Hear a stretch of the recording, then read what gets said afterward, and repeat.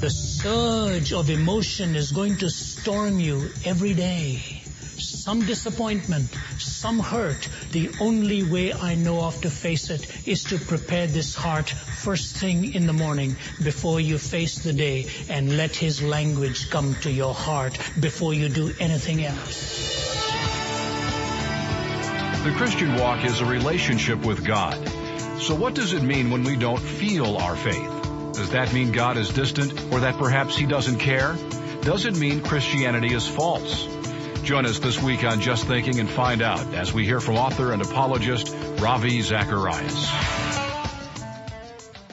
Is there a struggle you're dealing with that holds you back in life? Some hurt that distracts you from your goals, either physical or spiritual? Well, you're not alone. This week on Just Thinking, Ravi is speaking on the topic of Why Don't I Feel My Faith? And as we begin today's message, he shares a powerful illustration of how a painful memory can hold anyone back. Here's Ravi. An Olympic athlete whom I shall leave unnamed came to visit me here in Atlanta a couple of years ago. I won't name him, but I'll try my best and to guard his identity, even though if he were here, he would share it with you. He sat across the table at a hotel where we were having lunch, this muscle-bound individual. He was going to win a medal, he was sure. He said, from the time I was 12, I was determined I was going to make the Olympics one day. He said, I never ran up one step at a time from the time I was 12. I climbed 2 or 3. I was always in a conditioning mode. He said, then I watched the event I wanted to do, and as I got into my teens, I bought myself a video camera, and I filmed the world champion in that event, and then I had somebody film me. We were just a few seconds apart, and I went up into my room and cut it into individual slides along the whole event and wanted to see where I was losing those seconds to him. How could I make up? Was it at the 50-meter mark? Was it at the 60-meter mark? I was going to meet this man and beat him. And I worked away slide by slide by slide till I was ready for the championship. And the Olympic Games were upon us, and the world was watching, and I was tipped to win the Olympic gold medal then. But even as I was standing right at the top, about for the gun to sound, he said, Ravi, you'd never believe, and nobody will understand this. As I was literally seconds away, waiting from the gunshot, ready to take off for this moment for which I'd lived for so long, a thought flashed into my mind. I wonder if my father is watching. And he said, because it was my dad who looked at me in my early teens and said I was a good for nothing and nothing was ever going to come out of my life. He said, here I was ready for the greatest moment where something was going to come of my life. And what do you think comes into my mind? Is this going to be nothing too? I wonder if my dad's watching. You bring that into an experience. I know whereof I speak. And you have to ask yourself the question, when the feelings seem distant, is that part of the struggle? Have you read the biography of William Cowper, the great poet and songwriter who worked with John Newton in Olney in England? We visited John Newton's church and seen the words of his great hymn, Amazing Grace, and many of William Cowper's hymns etched on glass there too. Cowper was the music director for John Newton. And the reason William Cowper went to work with John Newton is because Cowper was a very morbid personality, constantly given to depression. But it is the same William Cowper towards the end of his life who wrote, where is the joy that once I knew when first I saw the Lord? Where is the soul's refreshing view of Jesus and His Word? What peaceful hours I once enjoyed, how sweet their memory still, but they have left an aching void this world can never fill. He brought that personality through his life, through pendular swings.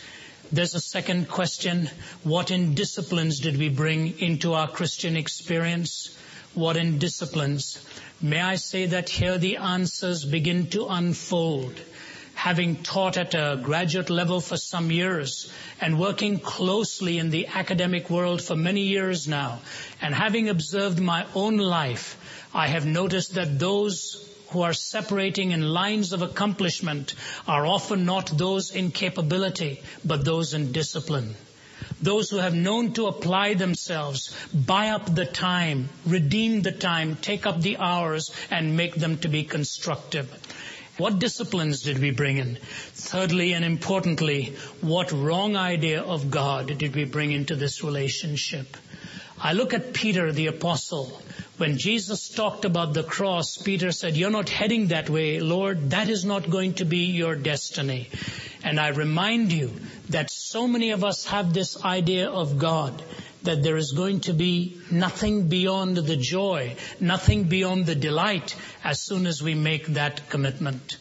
This is a very critical, tragic error that we make. A friend of mine had shown me the words of the contemporary singing group U2, and basically one of the songs says, "I still haven't found what I'm looking for." He describes all the experiences he's had, including talking about Christ as a kind of a been there, done that kind of thing, but still haven't found what I'm looking for. So when you look outward, you see the legitimacy of emotions. When you look inwards, you may see some misbegotten emotions that are distinctively yours. Where then lies the answer? It starts in what is called the upward look. Because as I think of it, pause with me for a moment. Of all the descriptions of God that could have been given right from the beginning, it doesn't say in the beginning was love, even though it would have been true. It doesn't even say in the beginning was grace, even though that would be true. It says in the beginning was the Word. The Word, a concept, language, knowledge, wisdom, rationality. We talk about taking somebody at his or her word. Here the Word and the being are identical when the Word became flesh and dwelt among us. Let us look now to the concept of language as we take that upward look. The first concept is this, that God has spoken to us to remind us that feelings are a vital part of our being, but always to condition them and bring to them information. Listen to how the Apostle Peter puts it in 2 Peter 1. We did not follow cleverly invented stories when we told you about the power and the coming of our Lord Jesus Christ, but we were eyewitnesses of His majesty. He's talking about the transfiguration. For He received honor and glory from God the Father when the voice came to Him from majestic glory saying, "This is my Son whom I love, with whom I am well pleased." But now we have the word of the prophets made more certain. I ask you this, if you and I had the choice, wouldn't you want to be up on the Mount of Transfiguration? That whiteness, that brilliant transformation of our Lord, so that the human eye could not contain it. Moses and Elijah descending from the heavens, and our Lord Himself so glorified, so radiant, so that the Peter falls on his face and says, "Why don't we stay here?" There was possibly no more ecstatic moment in sacred writ outside of the resurrection itself. But listen to what Peter says. We have the most sure word of prophecy. He goes to the word as something stronger and more certain. Here's my question to you, and this may hurt. My wife and I for years have had a habit of just going out every Saturday morning and enjoying a breakfast together. And I said to her today, a lot has happened in my own life in the last few months that I am so grateful to God for. It has been the recovery of the early morning hours with God.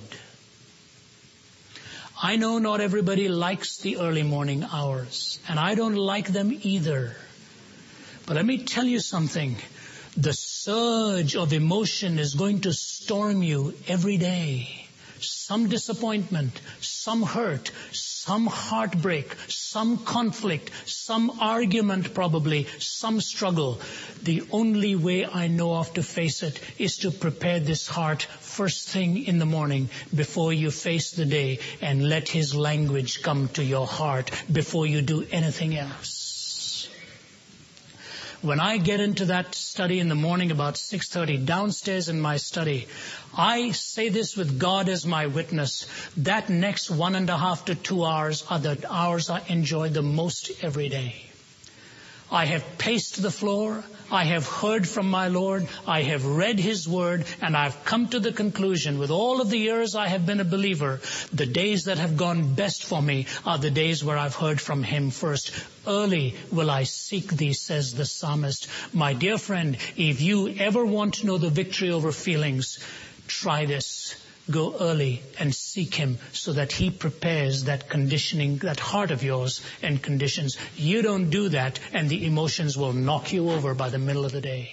You'll be operating impulsively rather than from the sanctity of a heart seasoned by the sound of his reason. History is replete with examples of what happens when you hear from him.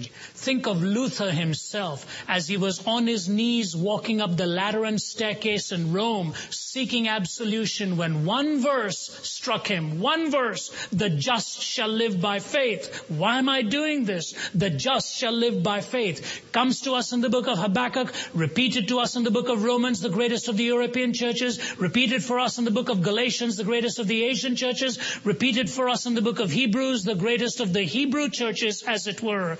The 613 precepts of Moses reduced to one verse, the just shall live by faith. And on October 31, in 1517, Luther walks up to the Wittenberg door and nails those 95 theses out of zeal and love for the elucidation of the truth. The following theses will be debated.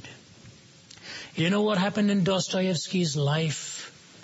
When he was in Siberia in a concentration camp, two women handed him a New Testament, and in that Siberian prison, he read the story of the prodigal son that changed him. Read all of his novels, Crime and Punishment, Brothers Karamazov, and you will see somewhere the conversion of some vile individual. It is Dostoevsky reliving what happened to him in prison through the simple reading of the prodigal son. Dostoevsky's life was changed by the word.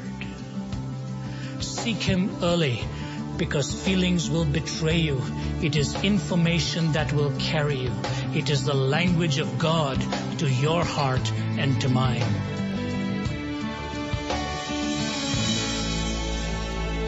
You've been listening to Ravi Zacharias in a message titled, Why Don't I Feel My Faith? To purchase a complete copy of this program, call us at 1-800-448-6766. That's 1-800-448-6766.